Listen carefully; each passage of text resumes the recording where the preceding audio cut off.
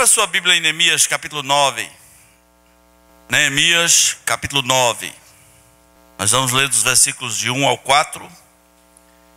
Diz assim: no dia 24 deste mês, se ajuntaram os filhos de Israel com jejum e pano de saco,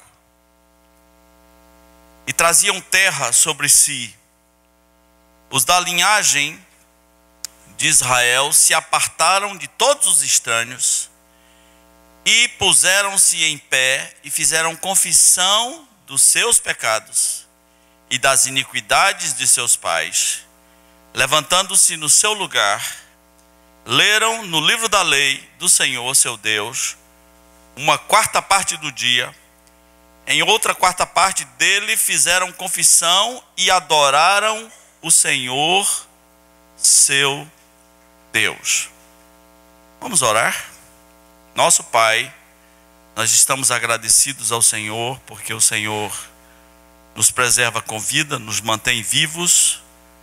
Nem sempre nós percebemos o valor disso, nem sempre somos gratos. E nós agradecemos ao Senhor pelos nossos sentidos, por meio dos quais podemos perceber a Tua palavra, as grandezas, as maravilhas da Tua lei.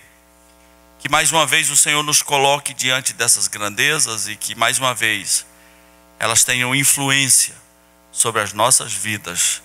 Nós pedimos em nome de Jesus. Amém. Nós estamos numa série no livro de Neemias, chamada Neemias e o Avivamento Possível. E temos feito questão de dizer que quando falamos de avivamento, não é o que a maioria das pessoas pensa ou acha ou crê sobre avivamento.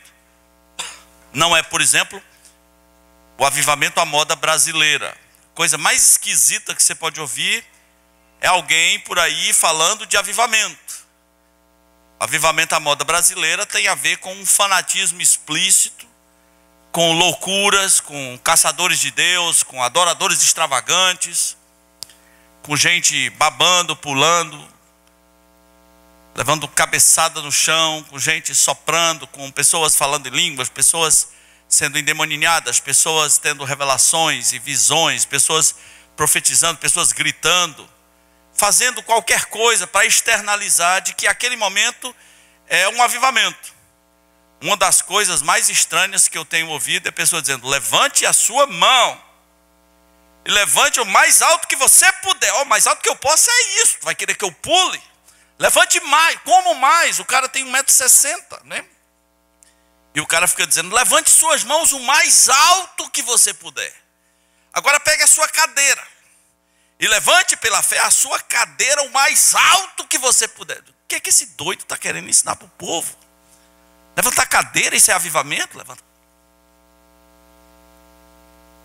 Então tem coisas muito estranhas nisso que é chamado de avivamento à moda brasileira. Na verdade, parece mais um hospício. E muita gente de lá vai parar num hospício.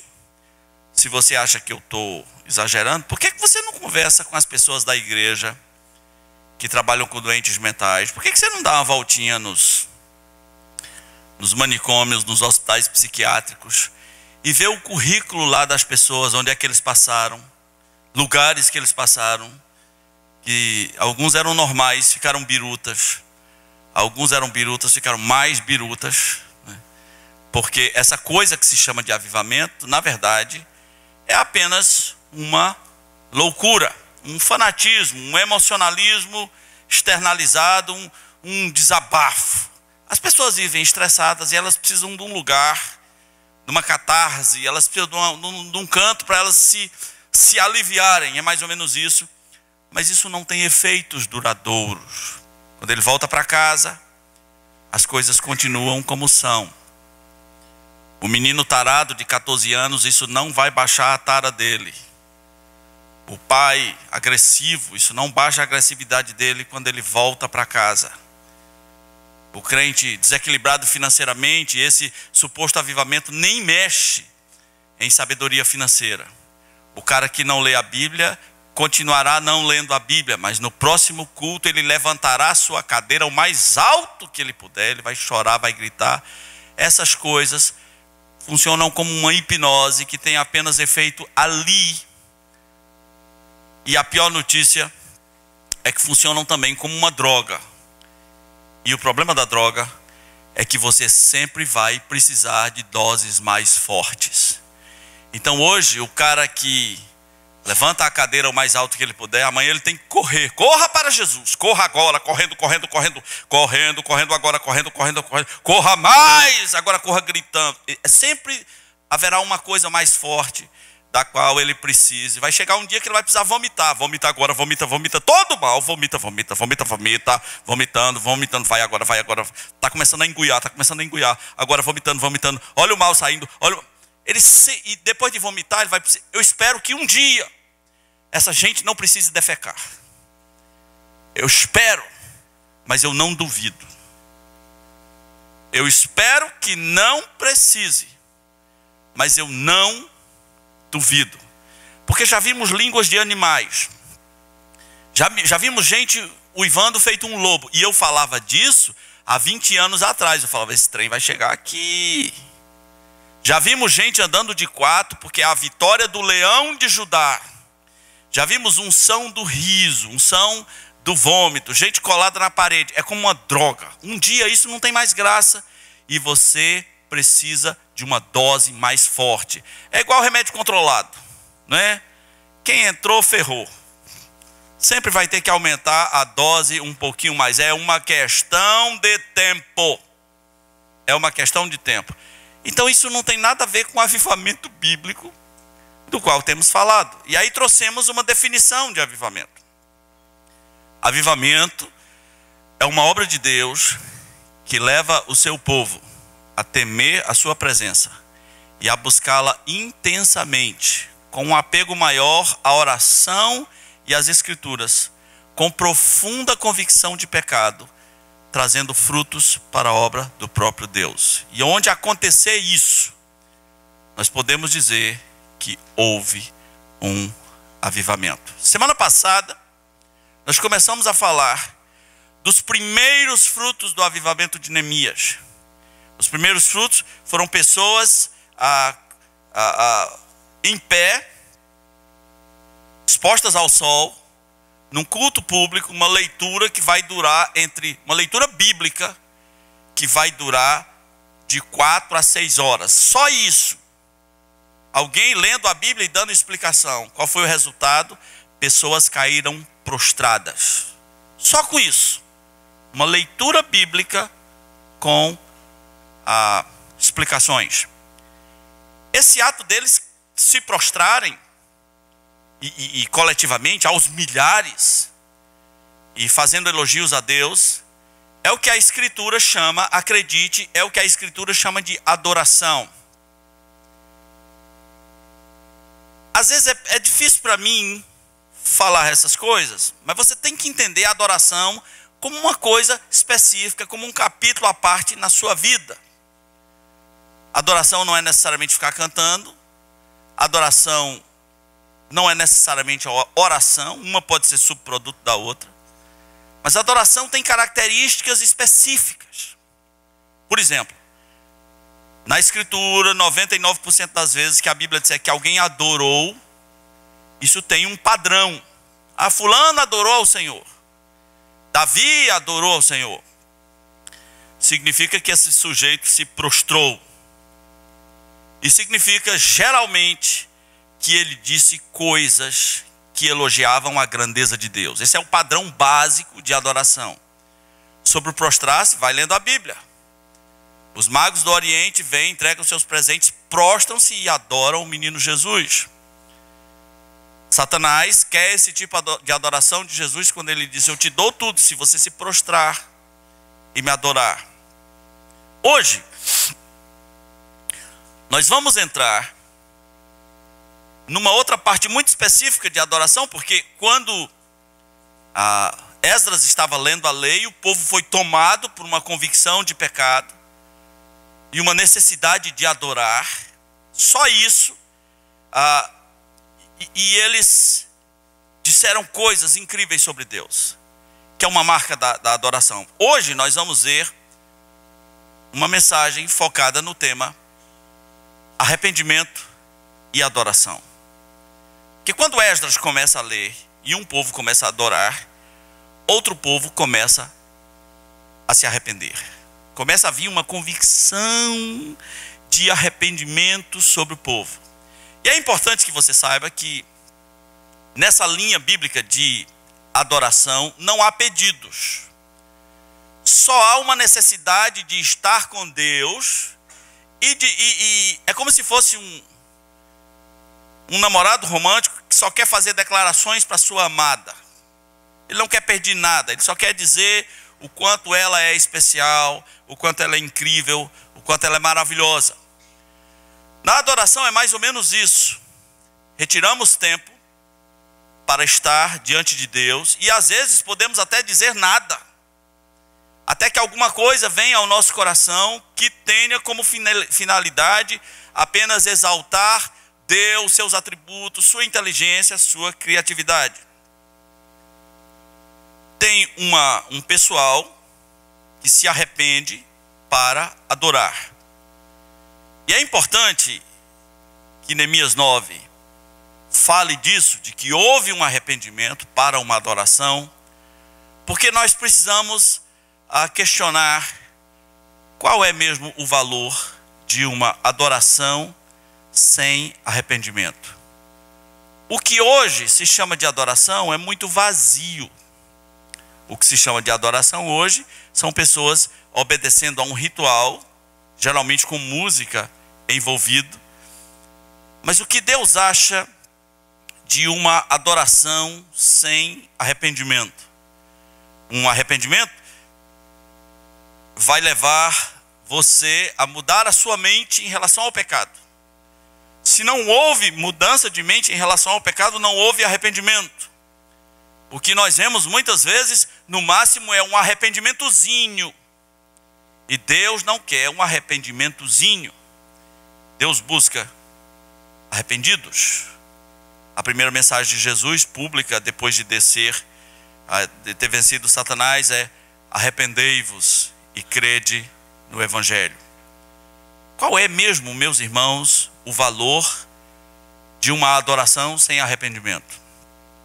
Eu vou citar uma frase, aliás, vou citar um versículo que vai nos dizer qual é o valor. Em Malaquias, capítulo 2, naquele tempo, no livro de Malaquias, o povo estava vivendo essa indiferença de adorar a Deus sem refletir sobre o sentido disso, de chegar a Deus sem se arrepender, sem deixar os seus pecados. E a classe sacerdotal estava envolvida nisso, não havia arrependimento por parte da classe sacerdotal, embora eles chegassem para adorar a Deus no templo. Malaquias diz que Deus chega ao ponto de dizer: por que vocês não fecham isso aí? Quem me dera se fechassem as portas do templo. Por que acaba com isso? O nível daquele ajuntamento era tão baixo que Deus disse: por que não acaba? Devia acabar. Em toda a terra meu nome é exaltado. Não é só aí, nisso que vocês chamam de templo. Por que vocês não fecham logo isso aí? Malaquias capítulo 2, versículos 2 e 3, sintetiza o que Deus acha de uma adoração sem arrependimento. Diz assim: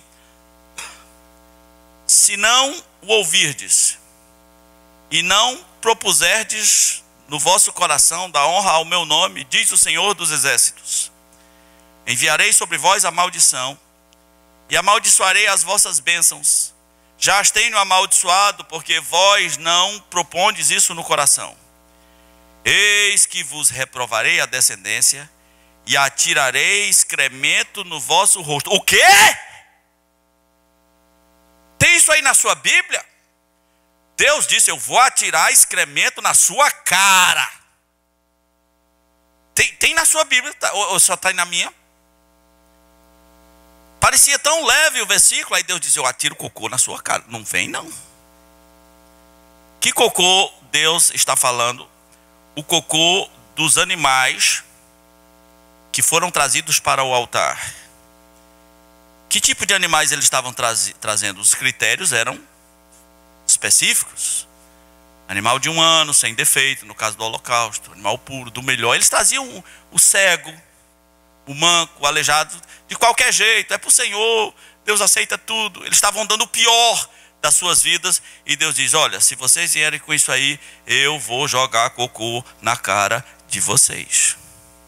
Eu vou amaldiçoar as bênçãos de vocês, se vocês não se arrependerem. Volte lá para Neemias, capítulo 9. Porque se nós estamos pensando em um avivamento, uma pergunta interessante a se fazer seria: e por onde começa um avivamento? Se Deus fosse fazer um avivamento aqui e tem que ser obra de Deus, por onde deveria começar? Por quais grupos de pessoas deveria começar? Alguns diriam, acho que devia começar pelos pastores, né? Deus ia fazer um Hadouken espiritual na vida dos pastores e eles iam ficar cheios da unção, eles iam ficar, né? Avivados, os pastores avivados. Outros dizem, não, eu acho que podia começar pelas mulheres, que elas são mais de oração, que elas são, né? Eu acho que é por aí. Outros diriam, não, começar pelos jovens, porque essa é a geração do avivamento. Nós somos a geração, toda geração diz essa bobagem. Nós somos a geração do avivamento. A outros, não, tinha que começar pelas crianças. Porque da boca de crianças tiraste o perfeito louvor. Mas por onde começou esse avivamento do dia 24? Aqui no livro de Neemias. Curiosamente, começou pelos desviados. Não é estranho isso? Começou pelos desviados. Porque tem expressões estranhas aqui no texto. Diz que os da linhagem de Israel, num certo sentido, meus irmãos, como nação, a essa altura aqui, o que aconteceu com a linhagem de Israel? Nem existe mais a nação. Mas não esqueça que no tempo de Ezequias, quando ele fez aquele convite, vamos celebrar a Páscoa juntos para o Reino do Norte, alguns que não concordavam com aquela idolatria do Reino do Norte, aquele bezerro de ouro de Jeroboão, alguém disse, é nessa aqui que nós vamos. Havia um remanescente que se apartou.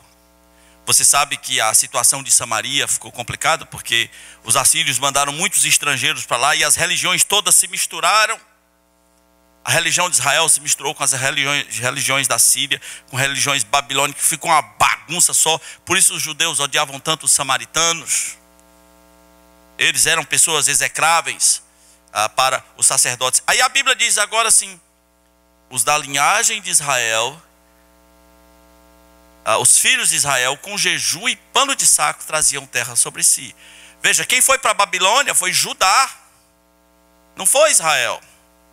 Israel foi para onde? Para a Síria, 722. Reino do Norte caiu. E o Reino do Sul foi avisado, vocês vão cair também. A irmã de vocês caiu, vocês vão cair também. Foi tão horrível o que aconteceu com o Reino do Norte, que alguns dizem, olha, as tribos se extinguiram. Nós nem podemos crer nos 144 mil, nós não podemos ser pré-milenistas, porque não tem mais tribo. Isso não é bem verdade. Eu, por exemplo, de uns 5 anos para cá, posso saber quem é da tribo de Levi. E não sei do resto. Mas Deus sabe todas as tribos. O problema, a questão é que aqui, esse reino desviadaço, né? Onde todos os reis eram maus, morriam de tragédias, morriam de desgraça. Agora uma turma de lá, os filhos de Israel, chegam com jejum e pano de saco. E mais, versículo 2 diz, os da linhagem de Israel se apartaram de todos os estranhos. Aqueles estrangeiros que ensinaram eles a adorar outros deuses, eles se apartaram disso. E eles ficaram em pé e fizeram o quê? Versículo 2. O que eles fizeram? confissão dos pecados. Eu pequei, eu fiz isso, isso, isso, isso, isso e mais isso. Confissão é isso, tá? Confissão é tipo confissão católica. O que você fez, meu filho? Ah, seu padre, eu fiz isso. E aquilo é uma confissão. Agora, dizer, ó Deus, perdoa todos os meus pecados. Não existe um pecado chamado todos os meus pecados. Tem esse pecado? Aí Deus deve estar esperando dizer, vai dizendo aí, meu filho. Fala que eu te escuto, diz a lista. Não perdoe todos. Não, não é assim que funciona. Confissão é dizer a mesma coisa. Confissão, ó, eu bati na minha mãe. Isso é confissão. Oh, porque perdoe a multidão dos meus pecados. Aí o cara enfeita, né? Porque o Senhor sabe que eles são mais do que os cabelos da minha cabeça. Sim, sei, claro que sabe. Mas quais são? Quais são? Não existe um pecado chamado multidão de pecados. Existe adultério. Existe pornografia da internet. Existe colar na escola, achando que é esperto, não é? Existe não ler a escritura, não orar. Tem nome, os pecados têm nome. E os pecados dos filhos de Israel, muitos deles vão ter a ver com a idolatria, com a arrogância. Eles aproveitam até para fazer confissão pelos pais deles, porque a gente acha que pai é perfeito, né? E nessas confissões sempre tem assim, nossos pais erraram. Não tem essa de nossos pais são perfeitinhos, lava sua boca de falar do meu pai. Não tem isso não. Nossos pais erraram. Nossos pais foram irresponsáveis. Os filhos de Israel, os desviados da coisa, são nesse dia aqui os primeiros e vem com jejum e pano de saco. Isso é um sinal de grande humilhação. E versículo 2 diz que eles se separam dos estranhos. Esse é um princípio que envolve uma vida arrependida, meu irmão. Andar com Deus pressupõe de vez em quando separar-se. Andar com Deus pressupõe ser separatista. O pessoal dos grupos de recuperação, tipo a Vigilantes do Peso, o pessoal de drogadição, dessas coisas todas, uma das coisas que eles dizem é: deixe a turma da ativa. Deixa, para. É por isso que gordo não tem chance de se andar com gordo, né? Porque gordo só fala de quê? De comida. Ele tem que andar com uns magos. Né? Minha situação, por exemplo, é horrível, né? Pastor emagrece. Pastor, como aqui? São mensagens contraditórias. Eu não sei bem o que você... Não sei bem o que você quer dizer para mim, né? Pastor, quebra a dieta só hoje, né? Só hoje é o que eu ouço todos os dias. Quando você se arrepende, você tem uma turma com a qual você pecava junto. Meu irmão, você não tem chance com a turma. Quantas chances você tem? Nenhuma. Então o que eles fazem? Eles se separam dos estranhos, de pessoas que têm adoração estranha demais. E era pouco provável que eles estivessem aqui, mas eles estão. E eles também vão fazer uma leitura da lei inteira, né, na quarta parte do dia, e numa outra quarta parte. Aí diz a Bíblia, versículo 3, eles fizeram confissão e adoraram. E aqui está o nosso problema. Nós não sabemos o que é adorar. Então quando a gente lê na Bíblia assim, fulano adorou o Senhor, então ele fez o quê? Ele recitou um mantra? Ele fez Om. Como é que se adora ao Senhor? Ele levantou as mãos? Ele ficou de joelho? Ele orou no milho? O que é mesmo adorar o Senhor? E nós temos ensinado, em linguagem simples, o sentido bíblico de adorar o Senhor. E essa adoração deles vai nos trazer um dos modelos. A Bíblia tem... Obrigado. A Bíblia tem muitos modelos de pessoas que fizeram isso. Eu gosto... Você pode aprender, acredite, você pode aprender a adorar, por exemplo, com as adorações do Apocalipse. Todas as vezes que aqueles seres, ou que aquelas pessoas, que aqueles anciãos, aquelas multidões se prostram e adoram, é daquele jeito. quando eles têm um foco na glória de Deus somente. É diferente de muita coisa que você ouve por aí, não é? O cara diz, agora vamos adorar. Pisa na cabeça do inimigo, pisa na cabeça do inimigo. Que é isso, gente? Aí você vai para a Bíblia, pessoas estão adorando, dizendo ao que está sentado no trono e ao Cordeiro seja o louvor e a honra e o domínio pelos séculos dos séculos. Amém. Numa outra passagem, eles dizem, graças te damos, Senhor Deus Todo-Poderoso, que eras, que é e que há de vir, porque tu tomaste o teu grande poder e venceste para reinar os reinos do mundo. O reino do mundo se tornou do Senhor e do seu Cristo, e ele reinará para sempre. Como isso é puro. No começo do livro, quando João vê Jesus, diz, aquele que nos ama e pelo seu sangue nos libertou e nos constituiu reinos e sacerdotes para sempre. Isso é adoração. É só isso e tudo isso. Não tem muito mistério. É chegar na presença de Deus e se declarar e abrir o seu coração. E se você não souber como fazer isso, use as declarações pré-prontas. Esses marmitex de adoração pré-feitos pelo Espírito de Deus. Use-os na presença de Deus. Há vários na Bíblia. Várias pessoas que fizeram isso. Param tudo e começam a adorar o Senhor desse jeito. Eu vou ler para você uma das incríveis que mexe comigo até hoje, de 1 Crônicas capítulo 29.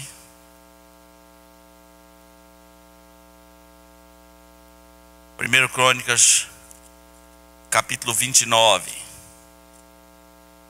Nem precisamos dizer que essa pessoa aqui adorou o Senhor. Pelo que ele vai dizer, pelo que temos aprendido de adoração, ele está adorando. 1 Crônicas 29 foi uma adoração de Davi. Começa no versículo 10, ele diz assim, pelo que Davi louvou ao Senhor perante a congregação toda e disse, bendito és tu, Senhor, Deus de Israel, nosso Pai, de eternidade a eternidade. Teu, Senhor, é o poder, a grandeza, a honra, a vitória e a majestade. Porque teu, Senhor, é tudo quanto há nos céus e na terra. Teu, Senhor, é o reino. E tu te exaltaste por chefe sobre todos. Riquezas e honras vêm de ti, tu dominas sobre tudo. Na tua mão a força, a poder, e contigo está o engrandecer e a tudo dar força. Agora, pois, ó nosso Deus, graças te damos e louvamos o teu glorioso nome. Agora, compare isso com as vezes que nós chegamos para Deus, sempre preocupados com o eu, com o meu carro, meu emprego, meus filhos, minha vida, minha construção, meu mestrado, minha faculdade, meu. Talvez você precise ser sincero o bastante para dizer, eu nunca adorei a Deus. Eu nem sabia que era assim. Está lá na Bíblia, toda vez que alguém adora a Deus. No avivamento de Josias, pessoas adoraram a Deus, fizeram uma aliança nova. No avivamento de Ezequias. Salomão, na inauguração do templo. As pessoas no Apocalipse, o próprio João, quando tem as suas visões. Muitos salmos são adorações puras. Essa adoração tem alguns elementos. 4 elementos são extremamente importantes para que a gente entenda o que é adorar a Deus. O elemento número 1 é elogio para Deus. Aliás, louvor é elogiar. Por que alguns louvores não têm elogios? Eles têm histórias, eles têm coisas às vezes sem pé, sem cabeça. Algumas coisas que as pessoas chamam de louvor não faz parte de um elogio a Deus. Talvez algumas pessoas se chocaram quando eu disse que aquela música Raridade é um horror. Você ficou chocado? Pensa bem. Vamos louvar a Deus. Aí olhe para o seu irmão e diga: você é o espelho. Você reflete a imagem do Senhor. Você nem conhece o cara. Não chore se o mundo ainda não notou. Já é o bastante, Deus reconheceu o teu valor. Quer dizer que agora Deus tem que reconhecer o valor dessa pessoa. Olhando para você, eu posso adorar. Vai mentir assim na China? Quem é esta pessoa tão incrível que você olha para ele e você já quer adorar? Isso é vazio. Isso é marketing. Isso é exaltação do ser humano. Compare nas escrituras o que é realmente adoração. Adoração visa elogiar a Deus. E eu vou lhe dizer, meu irmão, a palavra de Deus nos ensina a parar tudo e ficar elogiando Deus. E é só isso. Isso não tem a ver necessariamente com uma igreja, com um grupo, com corrente, com um lugar, com um monte, com alguém mais ungido conduzindo você nisso. Isso tem a ver com você e como você se relaciona com Deus. Você para tudo e você vai elogiar a Deus. Alguma vez você fez isso? Hoje eu vou ficar com Deus. Num certo sentido eu vou namorar com Deus. Alguma vez você fez isso? Namorar é bom, né? O tempo passa, os casais não percebem. Eles querem ficar lá. Aí o pai dela faz esse está dizendo: não sei o que fazer, estou desesperado, não sei me comunicar, estou mandando código, vê se você entende.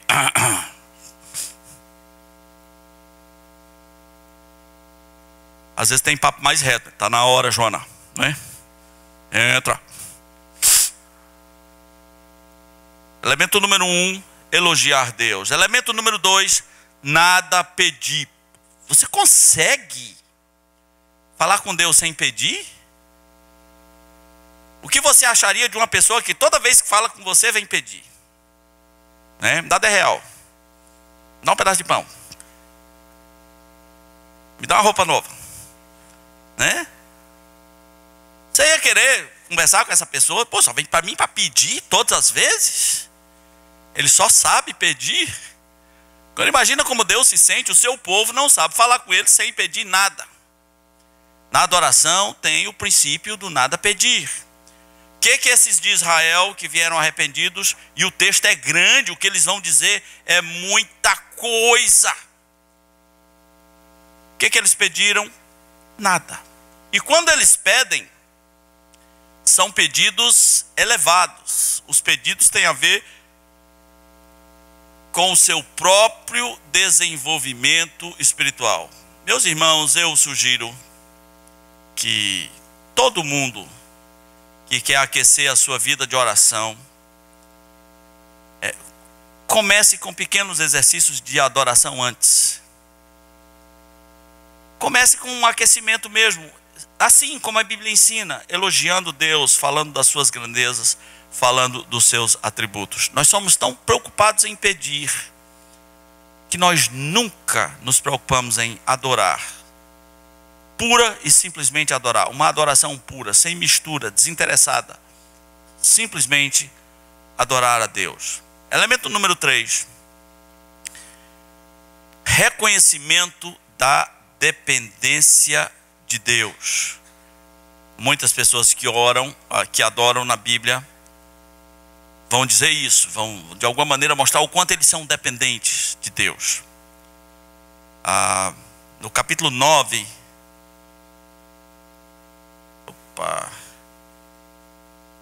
no capítulo 9, eu acho que no versículo 35, há uma parte, eu perdi aqui, não é 35 não, desculpe, é versículo 6, desculpa. No versículo 6, há uma citação muito famosa, inclusive entre os teólogos, quando vão falar de um atributo de Deus, de uma ação de Deus chamada preservação. No versículo 6, esses israelitas desviados dizem: tu os preservas, a todos com vida. tu os preservas, a todos com vida. Há um reconhecimento de que cada pássaro vivo, cada animal, cada peixe, cada ser humano, cada inseto vivo, está vivo por um ato de preservação de Deus. Nós precisamos entender que somos dependentes dele. Por que nós gostamos de enfatizar o dízimo como um reconhecimento? Porque quando você separa algo das suas finanças para santificar, para dar a Deus, é como você estivesse dizendo, foi Ele que me deu. E o que eu estou fazendo aqui é um reconhecimento de que foi Ele que me deu. E todas as vezes que Ele me der, eu reconhecerei que sou dependente dEle. Não é meu suor, não é a minha inteligência, não são as minhas influências. Se Deus quisesse, eu nem estaria vivo. É a minha dependência de Deus. O Deus que preserva os pássaros com vida. O Deus que preserva tudo que há no mar, nos céus, que preserva os anjos como são. Esse Deus é que me preserva vivo. E eu reconheço isso. E eu me rendo a Ele. Quarto elemento, meus irmãos, na adoração, é o quebrantamento.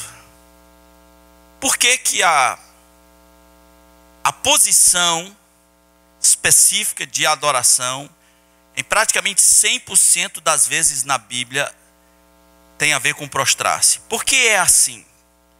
Por que Deus não disse? Eles se sentaram. E eu não estou dizendo que essa transferência cultural tem que ser feita, que você só vai adorar se fisicamente se prostrar. Mas eu estou perguntando, por que na Bíblia é assim? Por que todas as vezes é assim?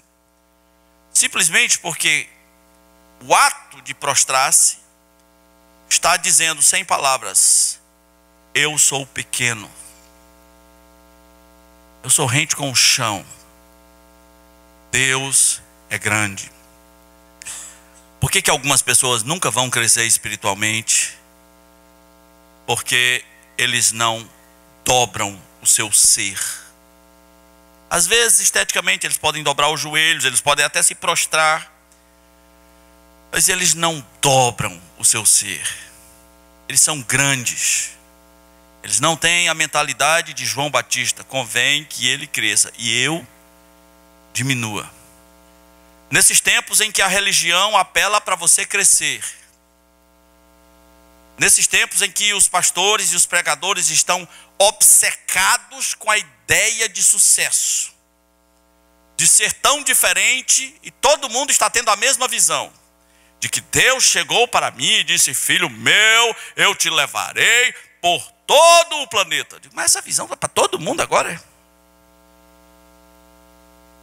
Todo mundo vai para todo o planeta.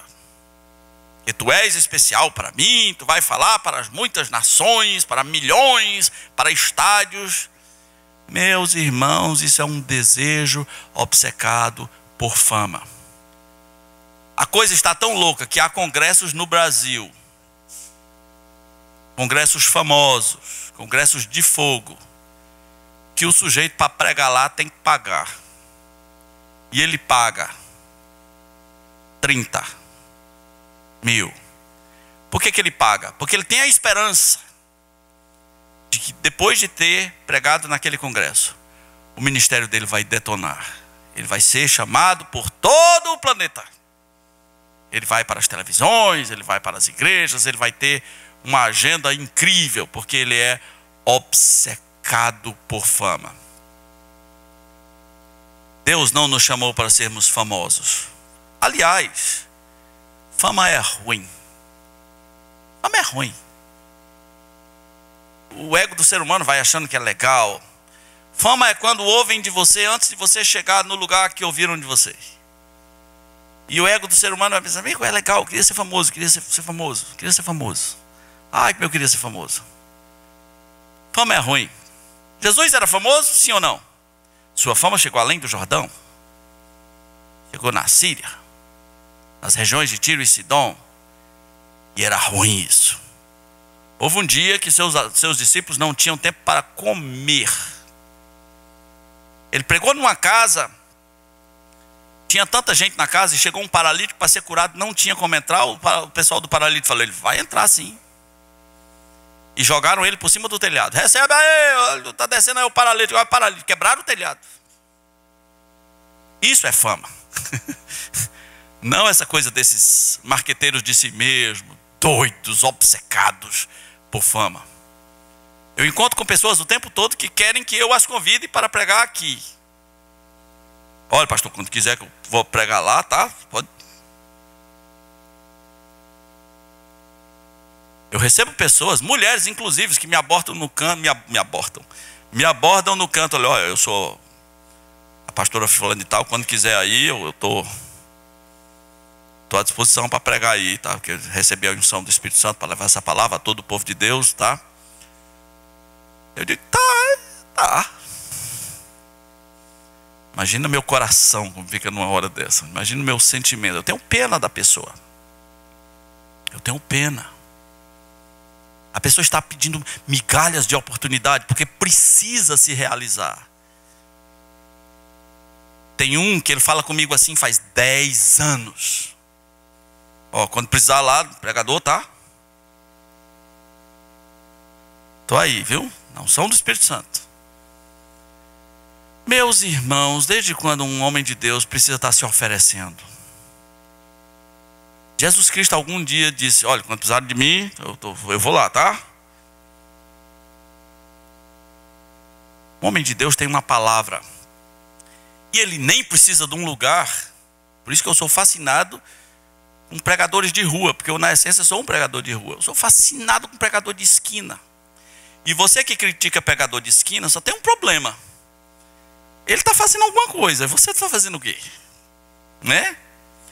Ele não precisa de oportunidade, ele não precisa de uma TV. Ele precisa de gente passando. É claro que tem uns que pregam mais um evangelho de maldição do que um evangelho da graça. Né? É claro que tem os malucos.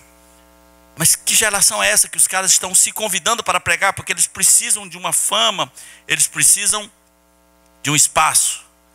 Pregadores precisam se quebrantar, todos nós precisamos nos quebrantar. E reconhecer diante de Deus: eu não sou nada. Meu irmão, minha irmã, o que essa passagem nos ensina de um arrependimento para a adoração, que começa com o ramo mais desviado da linhagem. Diz 2 vezes: o ramo de Israel, os que eram da linhagem de Israel, se separaram dos estranhos, vieram publicamente e confessaram seus pecados. E a Bíblia diz: e adoraram a Deus. Neemias capítulo 9, versículo 3. E adoraram ao Senhor seu Deus. Essa passagem nos ensina que antes de qualquer coisa há esperança, não é não? Quem teria esperança para os da linhagem de Israel? Se você vivesse naqueles dias, se você soubesse o que eles fizeram. Quando eles começaram o seu país, o Jeroboão, o rei deles, não fez um bezerro de ouro, fez 2. Vamos começar com 2. Eles entraram num nível de desvio, mas tão grande, que envolveu até sacrifício dos filhos. Sacrifício dos filhos ao deus Moloque. Diz a tradição que haviam rabinos que oravam todos os dias para que um samaritano não herdasse o reino dos céus. Todos os dias. Se ele não fizesse esse pedido, que o samaritano não herdasse o reino do céu, ele não estaria em paz. E agora, o ramo menos provável que venha com essa pureza de adoração, de arrependimento, é o que vai acontecer. São os da linhagem de Israel. Há esperanças.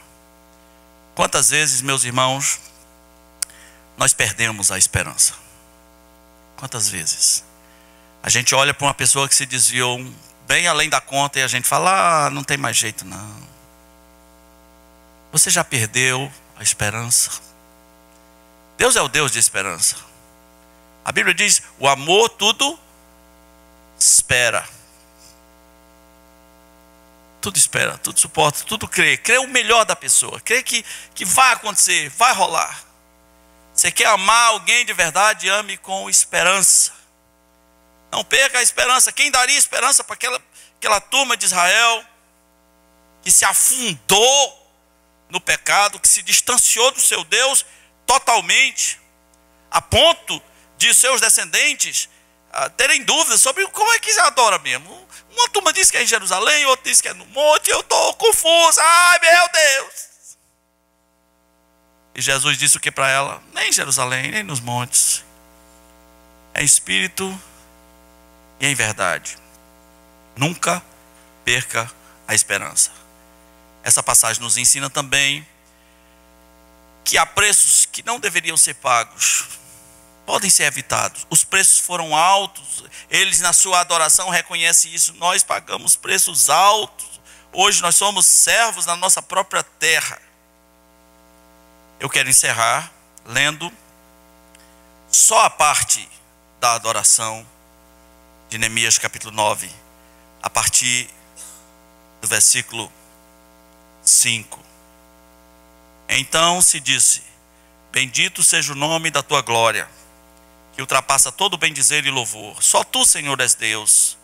Só tu és Senhor, só tu fizeste os céus, o céu do céu e todo o seu exército.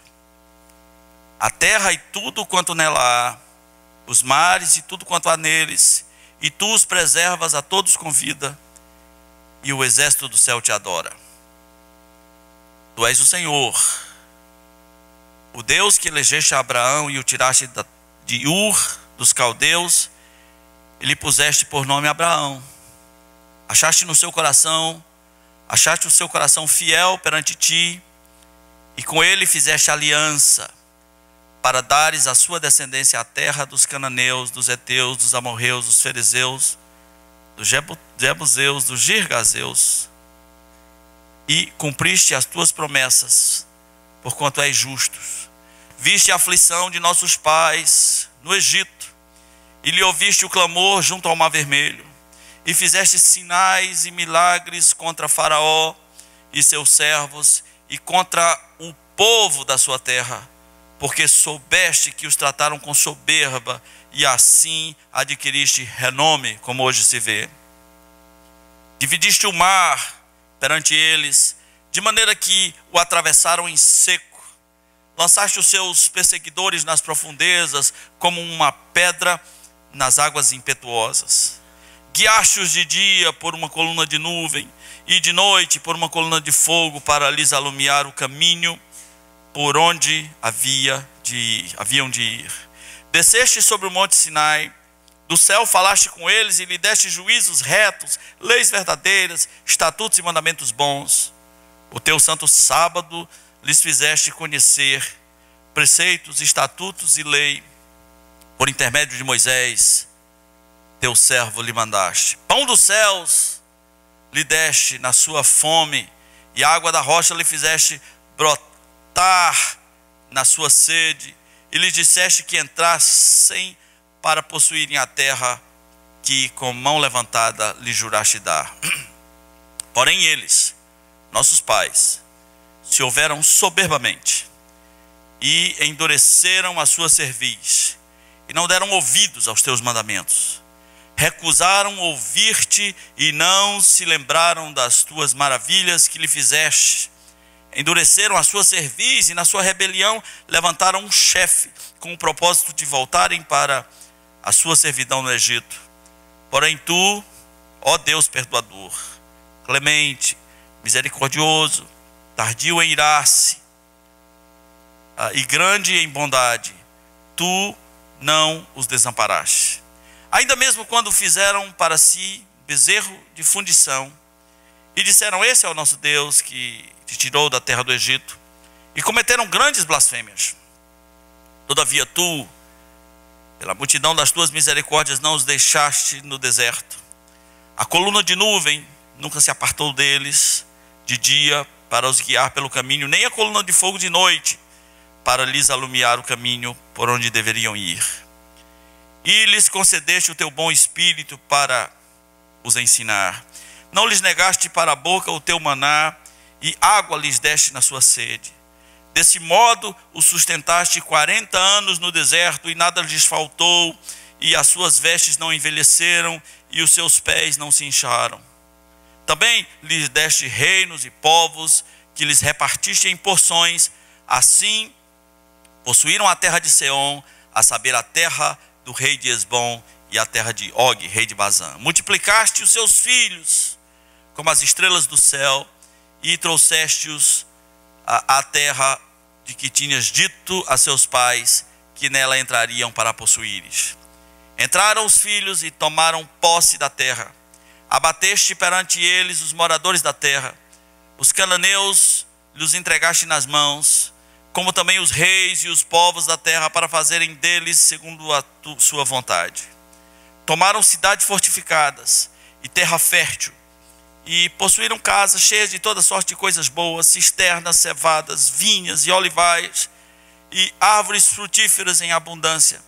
Comeram e se fartaram e engordaram, e viveram em delícias pela tua grande bondade. Ainda assim foram desobedientes, se revoltaram contra ti, viraram as costas à tua lei, mataram os teus profetas que protestavam contra eles, para os fazerem voltar a ti e cometerem grandes blasfêmias, pelo que os entregaste nas mãos dos seus opressores, que os angustiaram. Mas no tempo da sua angústia, clamando eles dos céus, tu os ouvistes, e segundo as tuas misericórdias, lhes deste libertadores, que os salvaram das mãos dos que os oprimiam. Porém, quando se viam em descaso, tornavam a fazer o mal diante de ti, e tu os desamparavas nas mãos dos inimigos, para que dominassem sobre eles. Mas convertendo-se eles e clamando a ti, tu os ouvistes dos céus, segundo a tua misericórdia, e os livrastes muitas vezes. Testemunhaste contra eles, para que voltassem à tua lei, porém eles se houveram soberbamente, e não deram ouvidos aos teus mandamentos, mas pecaram contra os teus juízos, pelo cumprimento dos quais o homem viverá. Obstinadamente deram de ombros, endureceram a cerviz e não quiseram ouvir. No entanto, os aturaste por muitos anos e testemunhaste contra eles pelo teu espírito, por intermédio dos teus profetas. Porém eles não deram ouvidos, pelo que os entregaste nas mãos dos povos de outras terras. Mas pela tua grande misericórdia não acabaste com eles, nem os desamparaste, porque tu és Deus clemente e misericordioso. Agora, pois, ó nosso Deus, aqui é um pedido, veja como é elevado o pedido. Grande e poderoso, temível, que guardas a aliança e a misericórdia, não menosprezes toda a aflição que nos sobreveio. A nós, aos nossos reis, aos nossos príncipes, nossos sacerdotes, nossos profetas, aos nossos pais e a todo o teu povo, desde os dias dos reis da Assíria até hoje. Porque tu és justo em tudo quanto tem vindo sobre nós, pois tu fielmente procedeste e nós perversamente. Os nossos reis, os nossos príncipes, os nossos sacerdotes, os nossos pais não guardaram a tua lei, nem deram ouvidos aos teus mandamentos e aos teus testemunhos que testificaste contra ele. Pois eles, no seu reino, na muita abundância de bem que lhes destes, na terra espaçosa e fértil que puseste diante deles, não te serviram, nem se converteram das suas más obras. Eis que hoje somos servos, e até na terra que deste a nossos pais, para comerem o seu fruto e o seu bem, eis que somos servos nela. Seus abundantes produtos são para os reis que puseste sobre nós, por causa dos nossos pecados. E segundo a tua vontade, dominam sobre o nosso corpo e sobre o nosso gado, e estamos em grande angústia. Por causa disso, estabelecemos aliança fiel e o escrevemos. Selaram-na os nossos príncipes, os nossos levitas e os nossos sacerdotes. Meus irmãos, essa é a oração de um grupo desviado, voltando para o seu Deus, arrependidos para adorar. Adoração sem arrependimento não vale muita coisa não. Pense nisso. Vamos orar. Nosso Deus, ensina-nos a adorar. Ensina-nos a buscar verdadeiramente a tua face. Não os modismos, não o evangelho da mídia, não o evangelho do homem, mas a tua face. Onde estás tu, Senhor? Onde estás tu? Que essa seja a busca da nossa alma e que o nosso modelo seja a tua palavra. Pedimos que seja assim em nome de Jesus, nosso Salvador. Amém.